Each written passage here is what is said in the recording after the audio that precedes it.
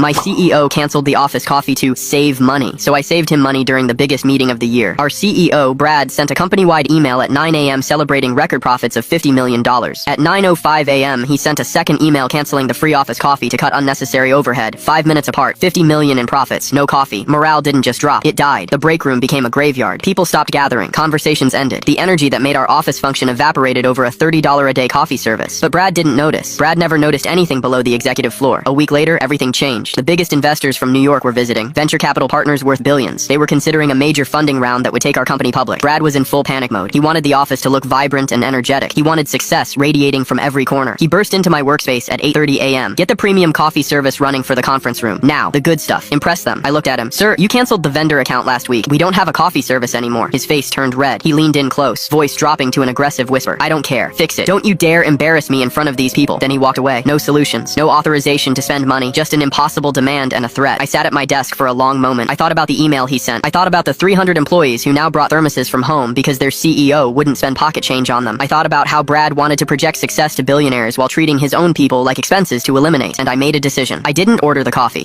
At 10 a.m., the investors arrived. 3 partners from the most prestigious venture capital firm on the East Coast. They were escorted to the main conference room. Brad was already there, shaking hands, smiling his practiced smile. The presentation began. Slides showed growth charts, profit margins, market projections. Brad was in his element, painting a picture of a lean, efficient, unstoppable company. 30 minutes in, he glanced at me standing by the door. He smiled, expecting me to enter with a tray of premium lattes. I walked in empty-handed. The room went quiet. Brad's smile flickered. Where's the coffee? He asked through gritted teeth. I didn't flinch. Sir, I want to make sure I represent your leadership philosophy accurately to our guests. I walked to the presentation laptop. I pulled up Brad's email from last week. I projected it on the screen. The investors turned to look. I read it aloud, my voice calm and professional. Per your directive dated Tuesday, effective immediately, all coffee services are terminated. Coffee is a luxury we cannot afford if we want to maintain a lean operational model. I paused. I assumed you wanted to demonstrate your commitment to cost discipline for our potential partners, sir. The room was silent. The investors looked at the email. Then they looked at the slide still visible behind it. $50 million in record profits. Then they looked at Brad, a CEO who wouldn't spend $50 on coffee for billion-dollar investors. A CEO who preached austerity to employees while demanding luxury for appearances. A CEO who got caught in his own contradiction. One of the investors slowly closed his portfolio. I think we've seen enough, he said. They stood up. They shook no hands. They walked out of the conference room without another word. Brad stood frozen. His face was purple. His hands were shaking. He turned to me with murder in his eyes. You're fired. That's your right, sir. I walked out of that conference room with my head held high. By 3 p.m., the board of directors had received a detailed report from the investor group. They cited leadership instability and misaligned operational priorities. They withdrew from the funding round entirely. By 6 p.m., an emergency board meeting was called. By 9 a.m. the next morning, Brad was terminated. The official reason was sabotaging critical capital ventures through inconsistent leadership messaging. The unofficial reason was that he got exposed as a hypocrite by his own email. I wasn't fired. The interim CEO asked me to stay. She reinstated the coffee service on her first day.